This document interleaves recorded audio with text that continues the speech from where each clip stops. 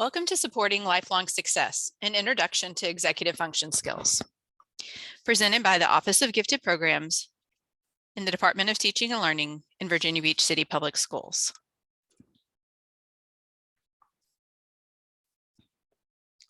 The goals of this webinar are to understand the development and importance of executive function skills, to identify strengths and challenges with executive function within the family, and begin to create a toolbox to help your child strengthen the executive function skills that are challenging for them. Take a moment and pause the video and use the QR code access in the corner to give you access to handouts and resources that will be used later in the webinar. Throughout the webinar, feel free to pause the video at any time to reflect or think about the things that are being discussed. Do any of these seem familiar to you? Quickly forgetting information someone's been told or read, becoming overly emotional and fixating easily, being unorganized, having a messy desk or backpack, or even panicking when rules or routines change. If any of them are familiar, those might be signs that someone is struggling with executive function. Executive function is a set of mental skills that include working memory, flexible thinking, and self-control. When we talk about executive function, we are referring to a set of skills that people use to learn, work, and manage daily life. A good analogy to understand executive function is to think of the job of an air traffic controller. The brain is very similar. They have to take into account multiple factors constantly. For an air traffic controller, this is thinking about equipment, configurations, weather, traffic volume and type, special events, and human factors, while monitoring the position, speed, and altitude of aircraft in their assigned airspace and directing airplanes to land and take off at a safe distance apart. Executive functioning skills help our brains prioritize tasks, filter distractions, and control impulses.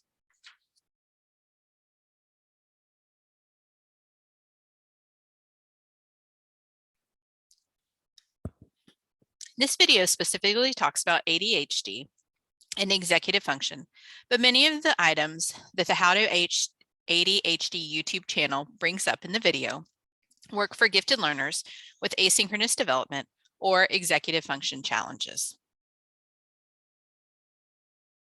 I was going to start this episode with me juggling a bunch of different tasks to demonstrate a situation that required way too much executive function. But I realized getting all the props for that and figuring out how to act it out and film it properly required way too much executive function.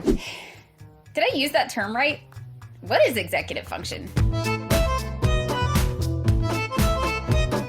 According to our How to ADHD dictionary, executive function, noun, is a set of cognitive processes that help us self-regulate so we can effectively plan, prioritize, and sustain effort toward our goals. Executive function is kind of like the CEO of the brain. It helps us go from wanting to do a thing to actually getting it done. And there's a lot that goes into that. The cognitive processes that make up executive function are things like response inhibition, which helps us not be impulsive, working memory, which helps us hold information in our head temporarily or remember it while we work with it, set shifting, which is what helps us shift between tasks that have different cognitive demands, and the ability to delay immediate gratification so we can achieve long-term rewards. In ADHD, the research term for this is delay aversion.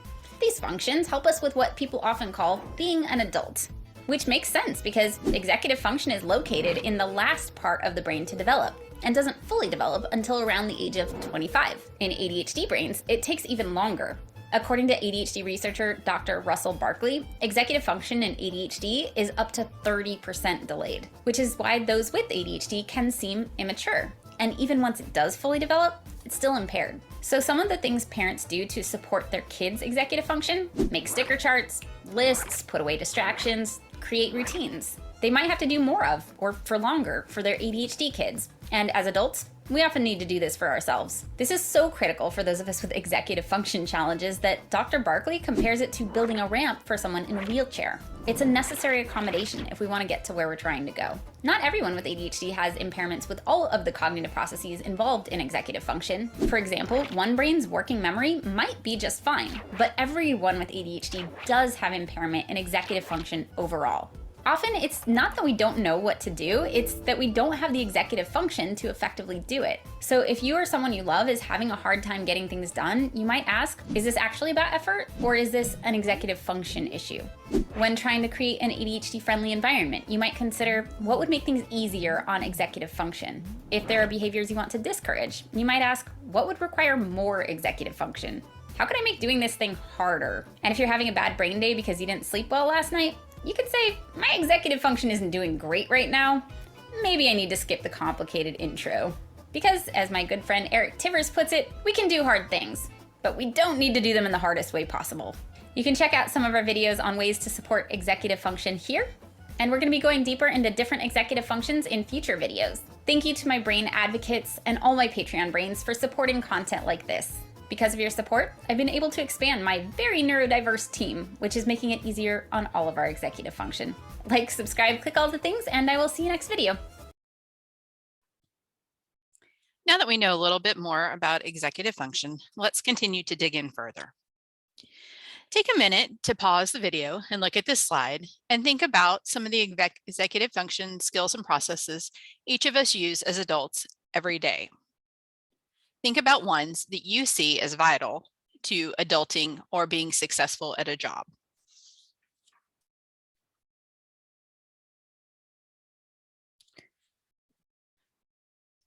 The next question we want to know is, when do executive functioning skills develop?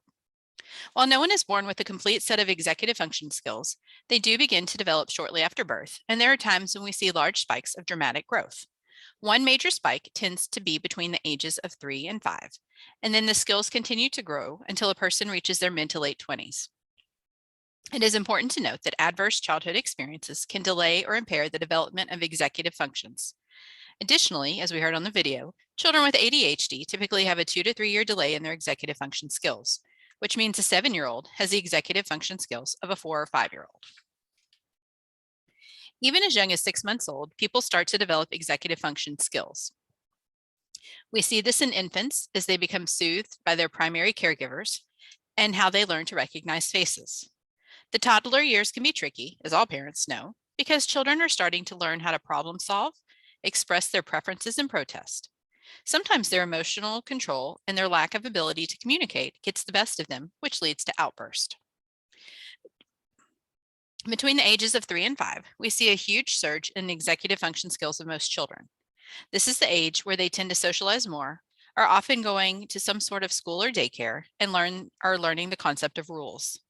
These all help develop certain skills in children during this stage. In elementary school, children begin to develop executive functioning skills that will help them be successful academically.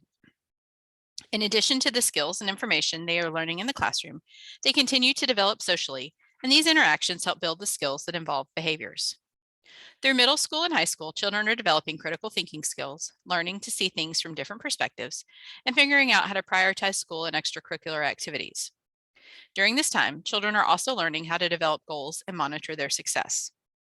Remember, the human brain isn't considered fully developed until around 25 years of age. This means even after a student graduates from high school, they are still growing and refining their skills.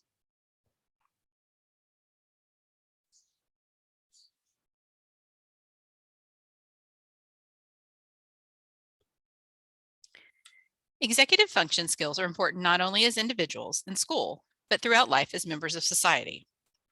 Executive function skills help children in school remember and follow multi-step instructions, avoid distractions, control rash responses, adjust when rules change, persist at problem solving, and manage long-term assignments. This makes them good students, classroom citizens, and friends. For society, the outcome is a better educated population capable of meeting the challenges of the 21st century, which as parents, we know includes juggling commitments like parenting or adulting, having a job, and being social and having friendships.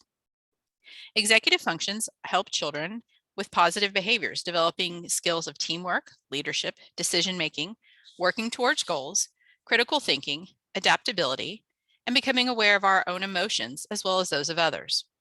For society, the outcome is more stable communities, reduction in crime, and greater social cohesion. Good health. Executive function help people make more positive choices about nutrition and exercise, to resist pressure to take risk, and to be more conscious of safety for ourselves and others. Having good executive function primes our biological systems and coping skills to respond well to stress. For society, the outcome is a healthier population, a more productive workforce, and reduced healthcare cost. Finally, executive function skills increase our potential for economic success because we are better organized, able to solve problems that require planning, and prepared to adjust to changing circumstances. For society, the outcome is greater prosperity due to an innovative, competent, and flexible workforce. There are several misperceptions when it comes to children who struggle with executive function. Learning to control impulses, pay attention, and retaining information does not happen automatically in children as they grow older, and children who struggle with these skills will not necessarily outgrow them. There is evidence that students benefit from early intervention and being taught executive function skills in school, and these can be just as important to academic success as learning to read or math. Another misperception is that executive functioning skills are tied to intelligence. Parents can be overheard saying things like, "You're so smart. Why did you forget to hand in your homework?" But the reality is there are very intelligent people who struggle with many executive functioning skills. Sometimes parents or people tie executive functioning skills to behavior. Response inhibition and emotional control are two that stand out immediately as ones that could be mislabeled behavior problems. Counseling or therapy isn't going to solve the problem if the root cause has to do with executive functioning. There was a middle school student once whose parents scheduled a conference with the school's gifted resource teacher, concerned about the student's lack of executive functioning skills. At the conference, the mom showed how she had organized the student's binder and how she set it up the way she learned best, and couldn't understand why that system did not work for her child. It is very common for parents to want to executive function for their children, especially if the child has ADHD, but this can cause an overdependence for the children on their parents instead of developing their own skills. This is a good point to pause the video and do some reflection. What connections have you made so far? And do you see skills that might be areas of strength for your child or ones that need to be developed further? In the QR code at the beginning, there was a link to resources for you. One of the resources that we have is an executive function chart. One, like the one in the top left corner, is a chart format, and there's a place for you to write some strategies as we go along. The other is a Word document that you can make a copy of. And again, you can be able to write ideas or jot things down. So we encourage you to pause the video and take a few minutes to look over the list of executive function skills from the handouts. They are the same information, just slightly different formats.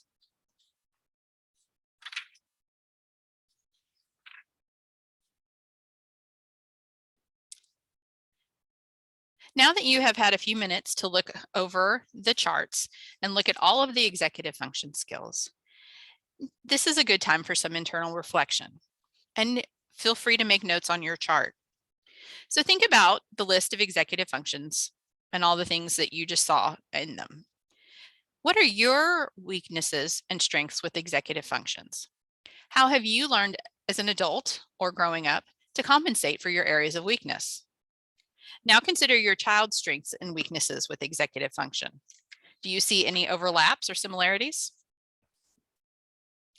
For the next part, we've talked about what executive function is. We've given you a little bit more information about ways that executive function can impact the school.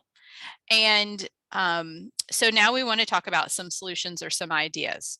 So we'll start with elementary school. And while this says ideas for elementary school, as a parent of a child who is twice exceptional, which means that they have ADHD and are gifted, who deeply struggles with executive function, I can say that all of these are great really for any age. So whether it's having a conversation and having them help focus attention, working on tidying up a room together to build those organization skills, or even practicing coping strategies, breathing techniques when working on self-control. Those are all things that are really good for any age level child.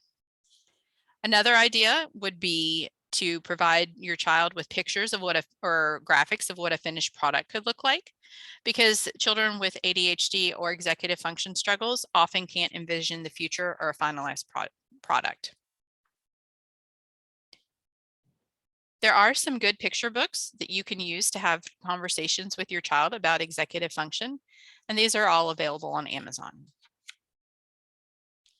We want to pause for a moment and watch a video that one fourth grade gifted cluster teacher at Strawbridge Elementary shared on what elementary schools are doing to help support executive function skills in the classroom. Go. Hi, I'm Jennifer Rigo, and I'm a fourth grade teacher here at Strawbridge Elementary. I've been teaching the gifted cluster classes for a few years now, but I've also been in the classroom for about 25. So I'm here to talk to you about our lesson that my gifted resource teacher and I collaborated on. We developed a lesson based around self-efficacy and using the habits of mind, where we encourage the students to think about what they're responsible for all throughout the day. We noticed a need for our students, especially some of our gifted students, in managing their impulsivity throughout the day and using self-control and just thinking about how they were going to strive for accuracy in their assignments. And so we thought, well, let's talk about our entire day and how can we encourage the students to be thinking, during their morning routine, what do I need to do? And then what's a habit of mine that I can apply during this time period that's going to help me be successful? And so we built the schedule with the students. We thought about our entire day, and each student thought about what they could do during each time period. So during morning routine and during PE even, and during math, and what habit of mind was going to be the best for them to use. And so that built that autonomy for them too in making those decisions. And we have seen our students begin to apply these in the classroom, and so that's been the amazing thing. And what we hope our students will be able to do is to take it from here into building a mantra, where they now take their words that they've built for themselves, their routines and their habits of mind into 6th grade and into middle school and into beyond. Because at the end of the day, we want our students to be successful beyond what they have learned in this classroom and building those life skills.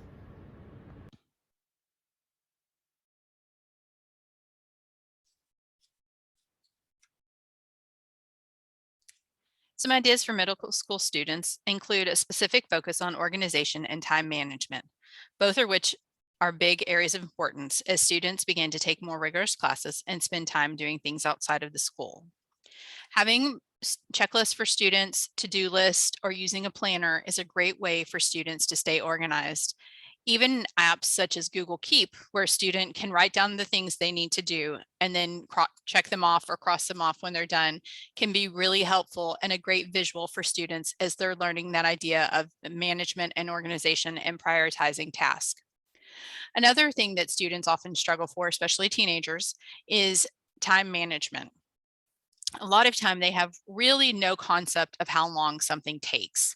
And so working with them to have them estimate the time that they think it's going to need to be completed, and then actually timing it to say, here's what time it actually took, and then helping them start to be aware of that difference.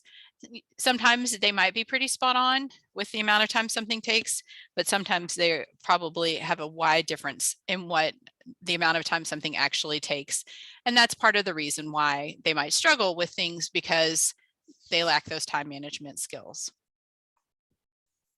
More ideas for middle and high school students: helping set homework plans and determining priorities, making sure that there is a routine for students.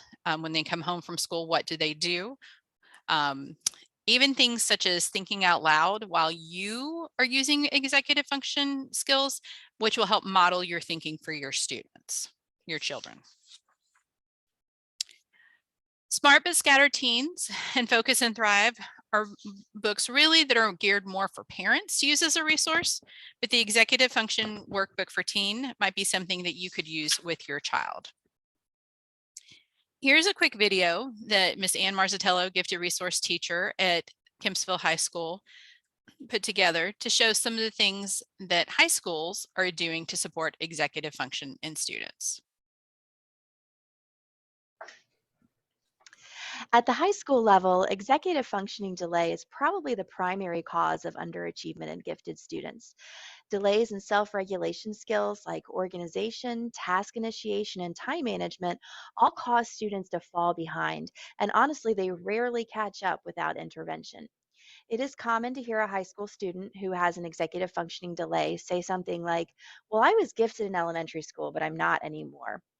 And that's because really they've just not yet become skilled at the art of being a student. At the high school level, many of the teachers assume that their students, particularly the students who are enrolled in advanced classes, already know how to study, to organize their notebooks, and to prioritize their workload. So that just really isn't the case for students who are delayed in developing executive functioning. So much of my work with teachers in the classroom is to help develop supports like routines, calendars, and graphic organizers, all things to help students develop good habits. When I work one on one with students, nearly all of my time is aimed at helping them to develop an organization and a time management system that is both realistic and sustainable. I help students to create prioritized to do lists, to do, doing, and done charts, and time blocked calendars.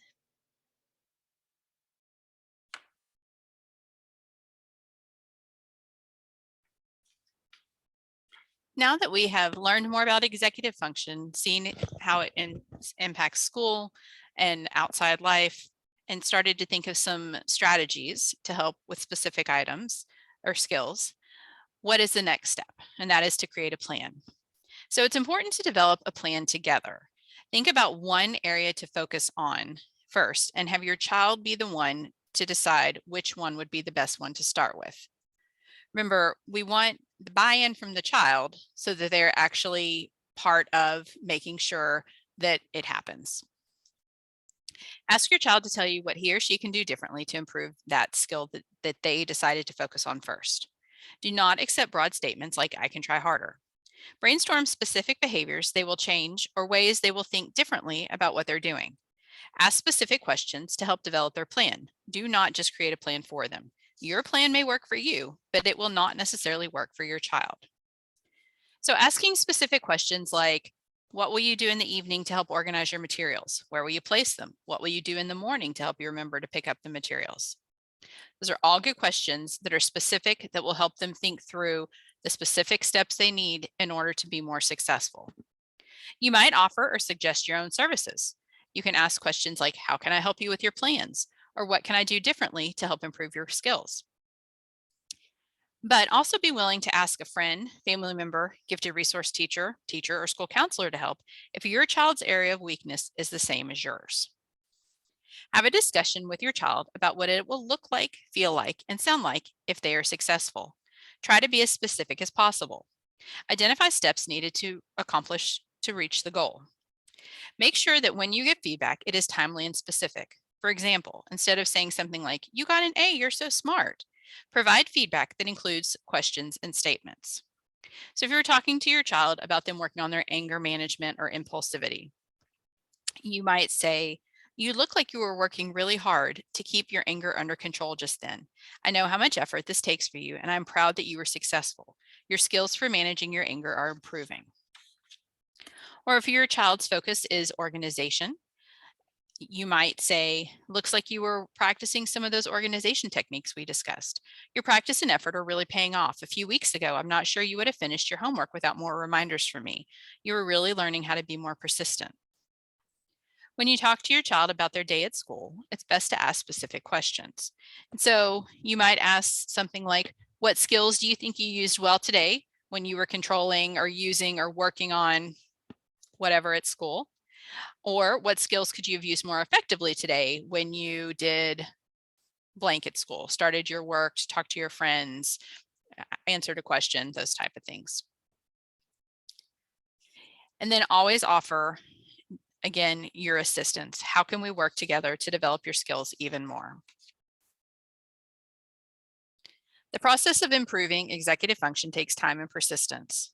It may be a matter of changing a habit, but it could also be a more challenging attempt to rewire the brain. Let your child know that developing executive function skills can improve the quality of his or her life in areas outside of school. Ask your child where and in what ways they can use the skill set they are learning. If a strategy is working, congratulate your child on that effort. Have discussions with your child to find out what strategies are working. Ask if and how they can tell a difference that progress is being made. If the strategy is not working, start the conversation by asking what you and your child have learned from attempting the strategy that might help them be more successful next time. Discuss how the strategy can be revised or what strategy might replace the unsuccessful one that was attempted. Use the resources that are available to you. For those of you who prefer books, one suggested text is Smart But Scattered by Peg Dawson and Richard Gere. It has a number of tools and strategies that can be used with a range of executive functions. A copy of the book is available to be checked out from the library of the Gifted Resource Teacher at your child's school.